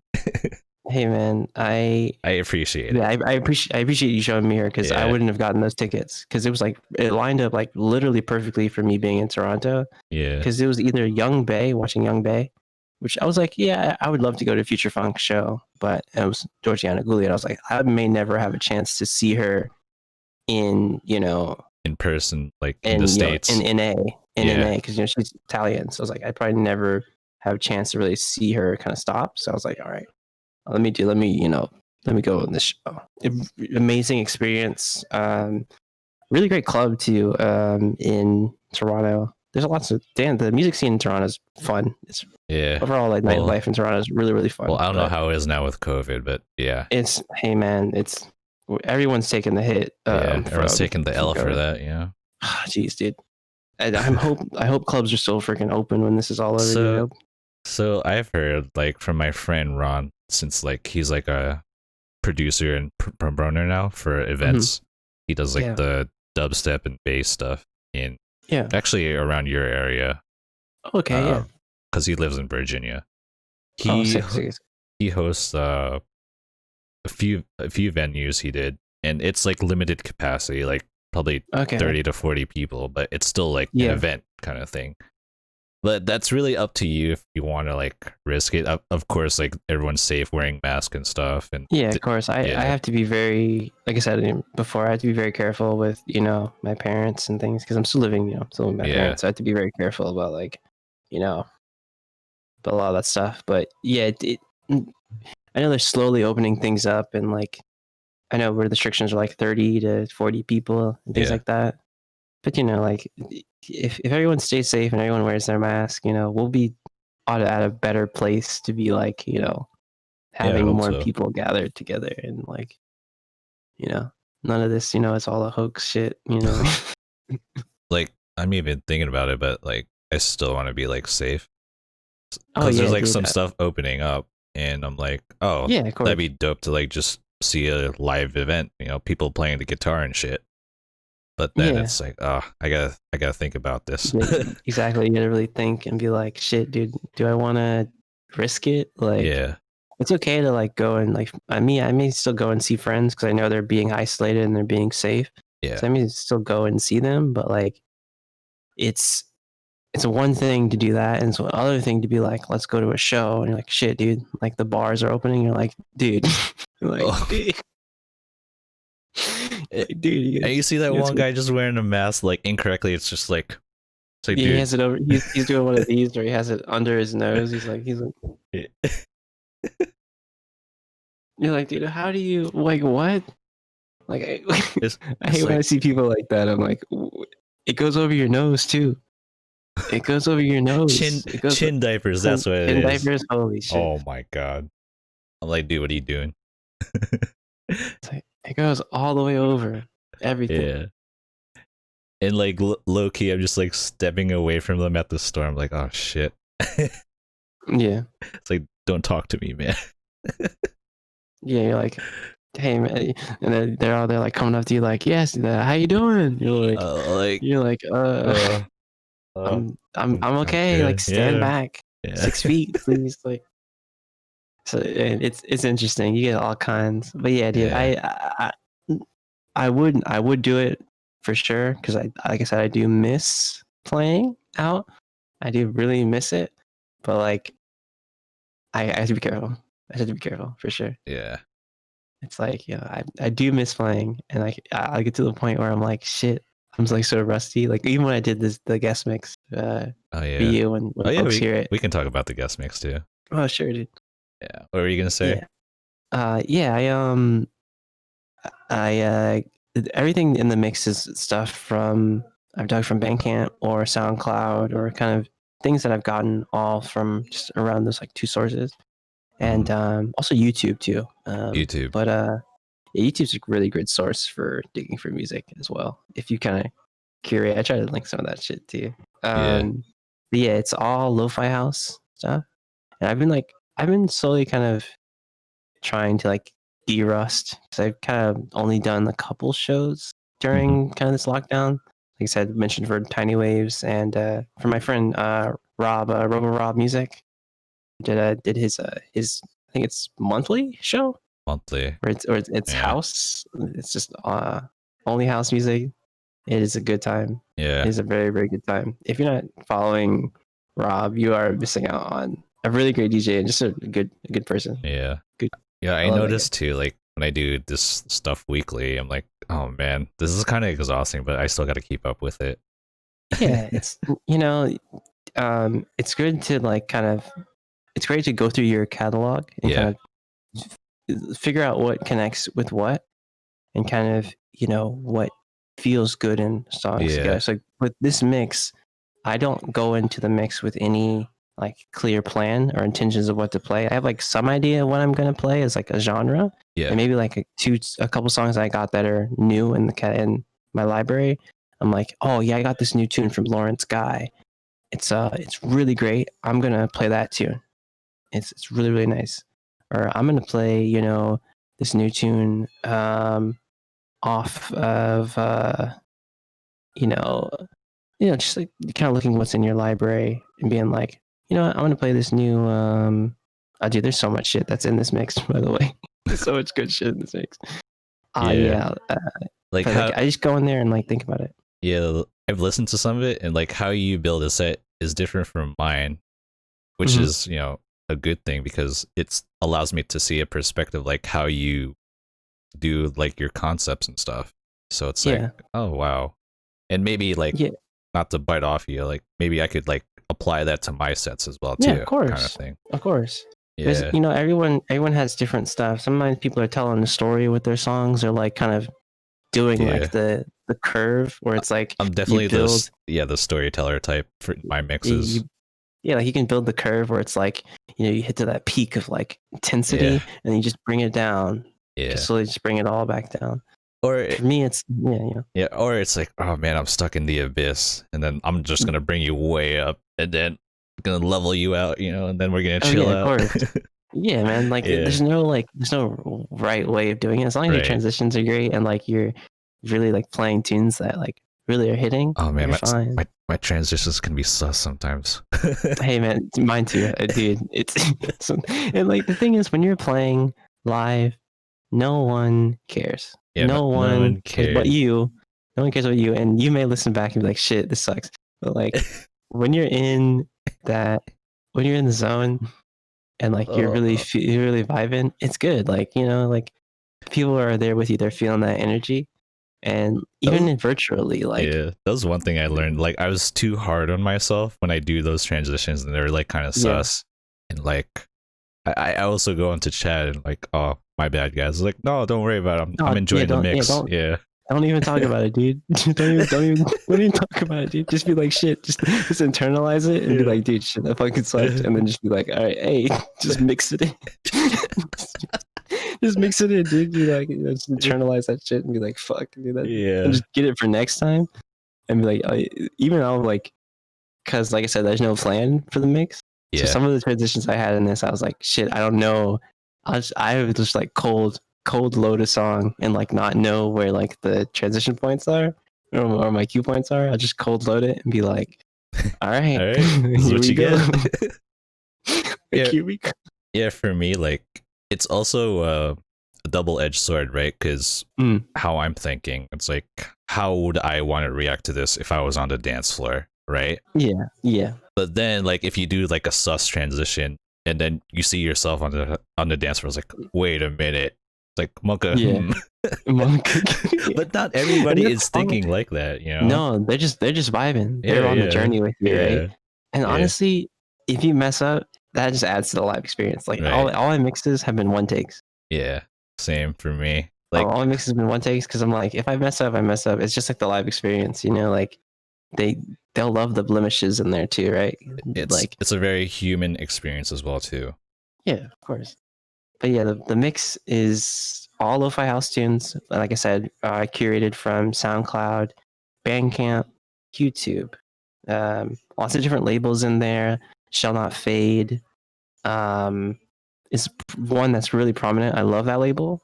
Really, really good, really great label. I mentioned the Lawrence Guy tune that he's on that label.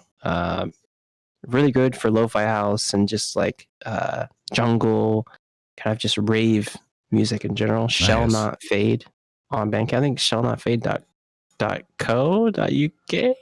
Don't quote me on that. Let's see. Yeah, it is. All right, I was right. Shallnotfade.co.uk. Really, really great label. They do vinyl releases too.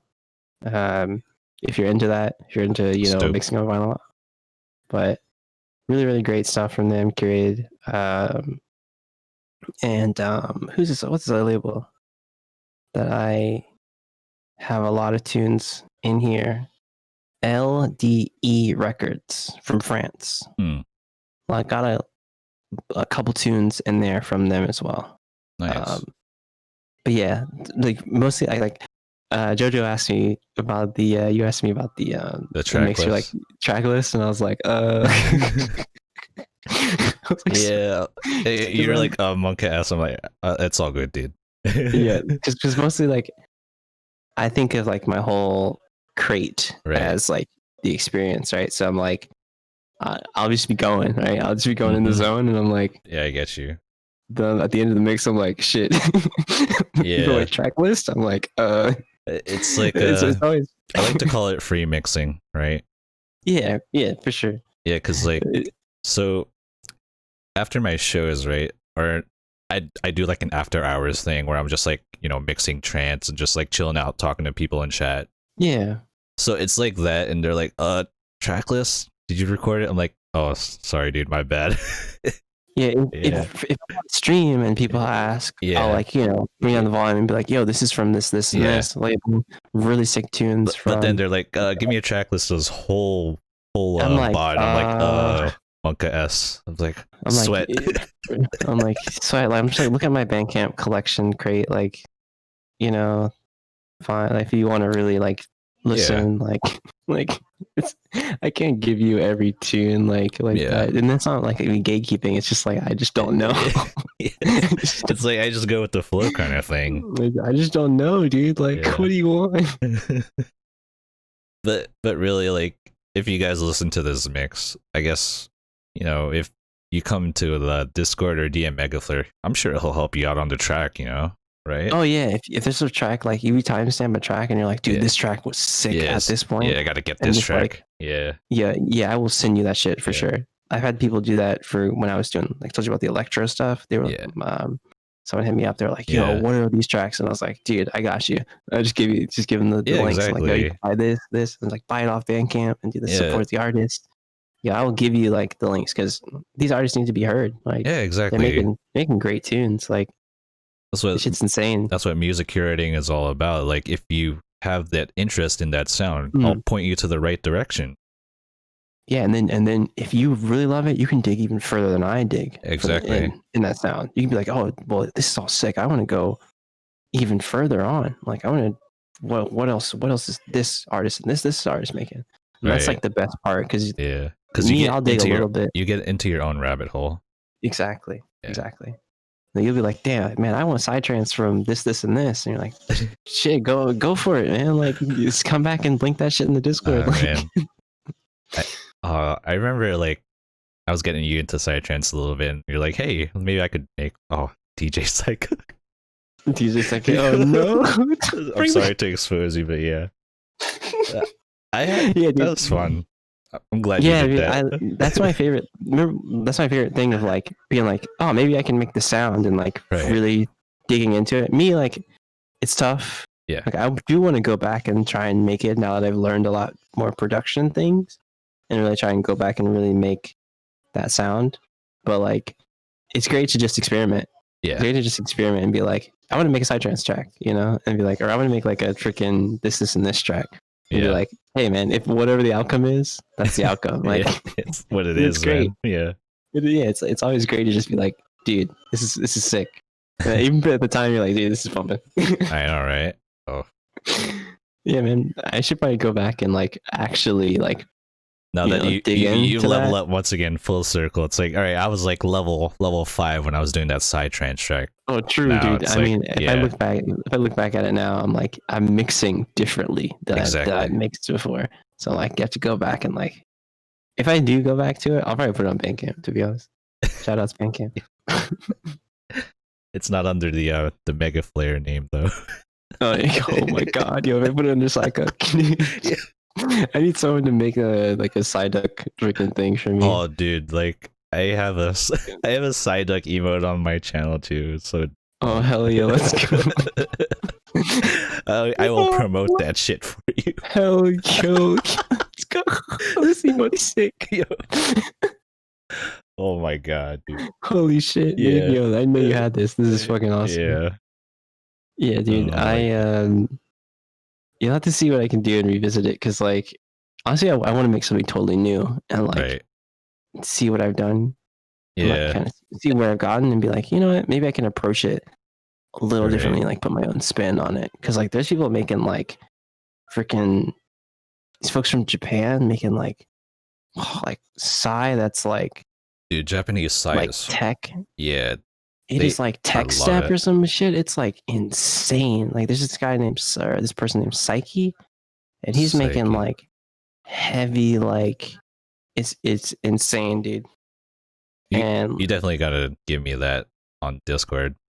That's dope. Yeah, I'll let you up. They are on. This is label Megarex, and they like make like freaking hardcore dubstep. They make literally everything on that label. It's insane. The artists, the Japanese artists are. If you want to dig into like Japanese EDM, like Megarex is a good place to start. And like, there's so many great like track makers from Japan that are killing it. Yeah. With any genre, like folks like freaking Zek from Korea, he's insane. Like they're just making crazy stuff. Like it's really, really great. Like I know in the psytrance side of it, one of them got signed to Asterix's label, Shamanic Tales. So that's pretty dope. And it's like something I've never heard before. Like I've listened to a bunch of psytrance, but like not this type of psytrance where it's like Japanese influenced. It's so great. Like it's like I said before, like you never know like how people are going to interpret the genre, interpret the sound, and like what endpoint they're going to get to. Yeah. It's always insane when they get to like something you're like, what the hell? Like it's like changes like your whole perspective on what the genre can be. And you're like, what the hell? Like, what are these people doing? And people are like, oh, this isn't real. And you're like, shut up. Like, dude, shut up. Yeah. Like, this isn't real, insert genre. You're like, dude, shut up. Like, these people are really going out of their way to make this. And the best is where you don't know the boundaries of the sound. It's like, is it psytrance or is it techno? That's like the beauty of it. Is this dubstep? Is this psytrance? Is this like, what is this? And you're like, dude, it's enjoy it. Yeah, it's like this. It's all good, man. It's like, yeah, man. It's so great to see folks push the sound in like these weird places. Oof. Yeah, let me see if I can't find. Jimmy, pull that up. Yeah, Jim, pull that up. Jamie, pull that up for me. Oh, no,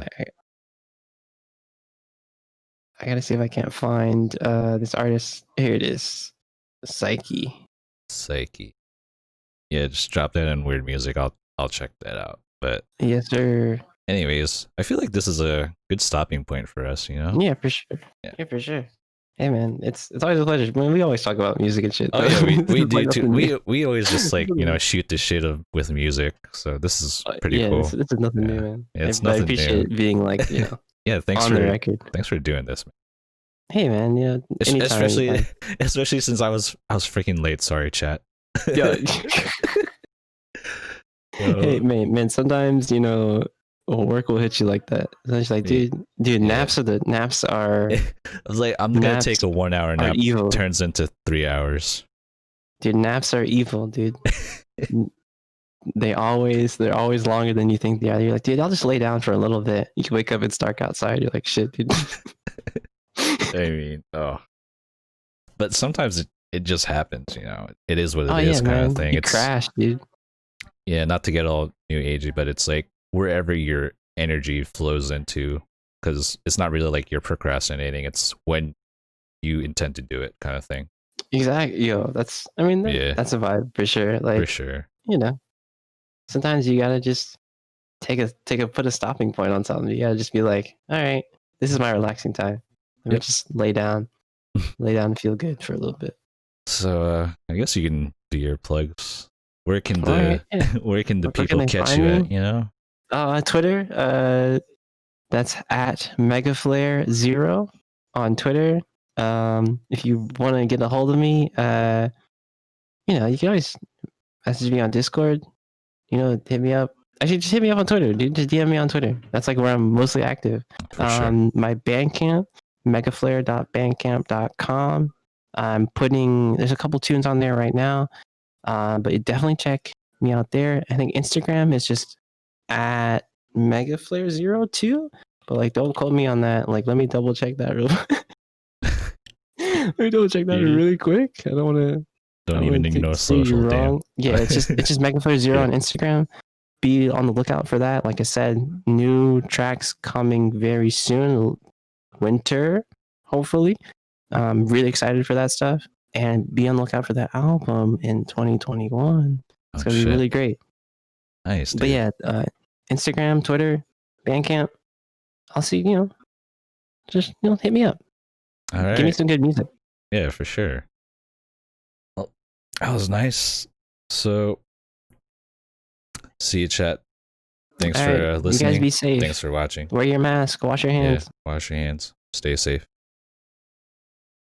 Bye-bye. Bye.